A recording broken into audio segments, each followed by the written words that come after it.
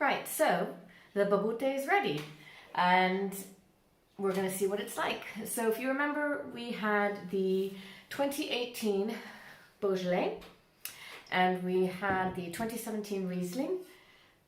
Again, I'm going to pronounce it wrong.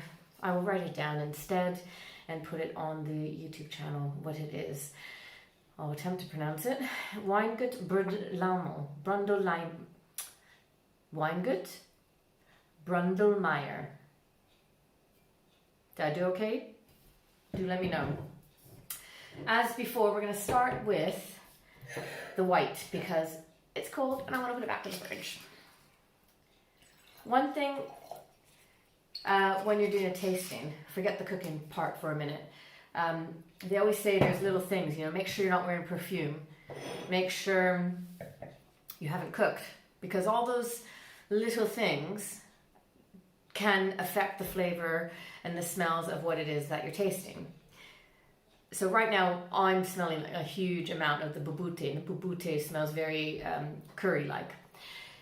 And so we'll see what it tastes like now. As a reminder, with the white wine, the Riesling, it smelled like an apple, like Granny Smith apples. It was quite tart to the taste, which surprised me. This tastes sweeter now. So I'm going to cut into the bobotie. I've got my camera all set up in a convenient way for me, but not necessarily for you for showing. So I'm going to move this and show it to you. Doesn't look very nice, does it? But it smells gorgeous. So, as I said, the interest with the cooking came from, and the food pairing came from just tasting a different thing. As part of the course that I was doing, we had to try like mushrooms and chocolate even, and capsicums and things. So, let's see now what this is going to taste like. I'm going to have another taste of this because it actually is tasting, when I first tried it, I didn't like it so much. I thought it was a bit too tart. But that's not the case now. I'm finding it a lot more pleasant. That's what I love about wine. It changes. With every sip, it changes. With every meal, it changes. It complements a meal. It makes a meal better. It can make a meal worse if you don't pair it properly. The whole point of wine, which the UK doesn't always do, well, we all like to drink in the UK a lot. The whole point of wine is that it's supposed to complement the meal which you have. And again, it's just nice to be able to explore that. So here we go. Let's see. As a reminder, I thought the Riesling was a tart apple kind of orchard, was essentially the way I tasted it. I might do the red quickly. And I remember the red before I ate the bobotie was very berries, raspberries. Reminded me of picking fruit in Tobermory. Tobermory, Ontario, Canada, I must say, not Tobermory, Scotland. And again, with the Beaujolais, Beaujolais is very drinkable.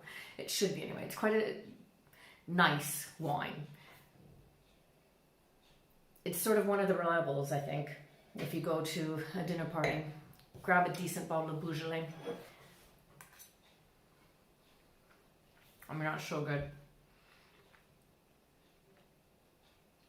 This reminds me of my grandmother.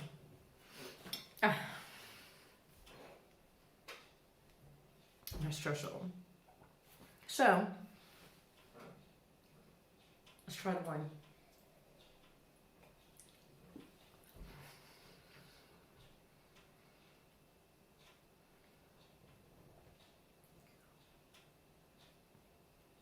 Hasn't,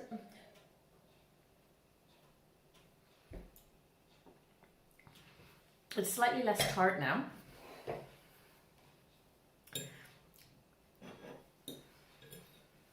Let's try another bit.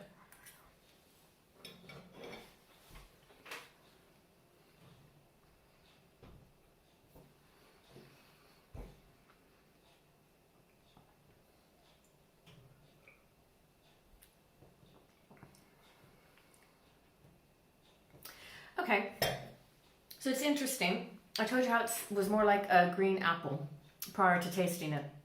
With this food, like I said, it's a curry, a sweet curry as such, very typical South African dish. And what that wine has done is the Riesling is actually, it does complement it. It's not my favorite. I feel like it's less, the flavors are less pronounced now from having mixed this Bobotie with this, but it's taken the edge off of the curry a little bit. And the first bite I thought was maybe a bit bland, maybe that's being a bit mean, but then I had the second bite and tasted the wine again, and actually it was really pleasant. And they just complemented each other, and that it's taken the spice away from the Bobotie, and it's just made it a nice little match. So overall, I think my first time trying this out with the Riesling, I'm going to give myself a B. I think it was successful. I might use a different Riesling, I don't know, I'll let you know when I record the next session, because like I said, with wine, with every bottle, with every glass, with every bite, it changes. So now let's try. I should probably be clearing my palate here somewhere, but I don't have that capability because I am a novice. Let's try the Beaujolais now. Let's just have a normal sip.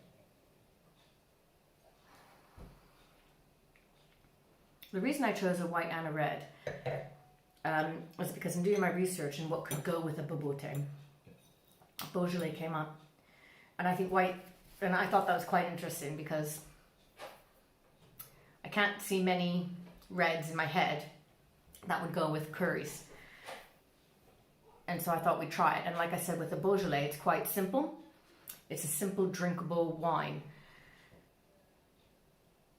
But I think that's probably what makes this really complimentary and really special to something that's a spicy based dish of some sort. So here we go.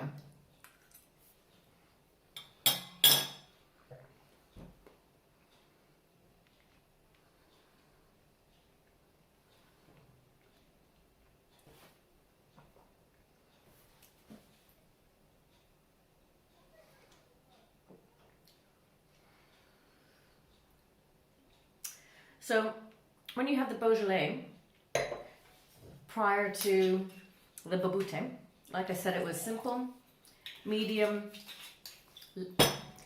just an easy drinking wine. Let's try a little bit more of this Bobotie. Hold on. When you have the Bobotie,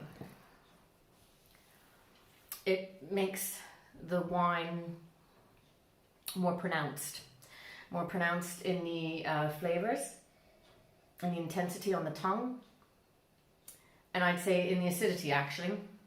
But that was only one bite, and I gave 2 bites to the Riesling, so let's give it the same.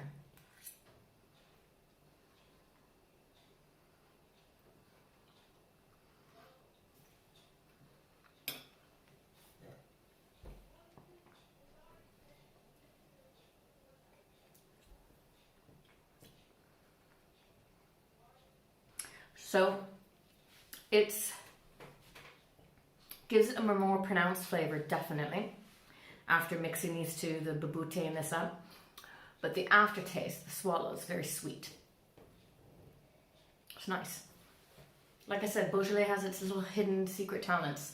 I've noticed that, and I'm a novice.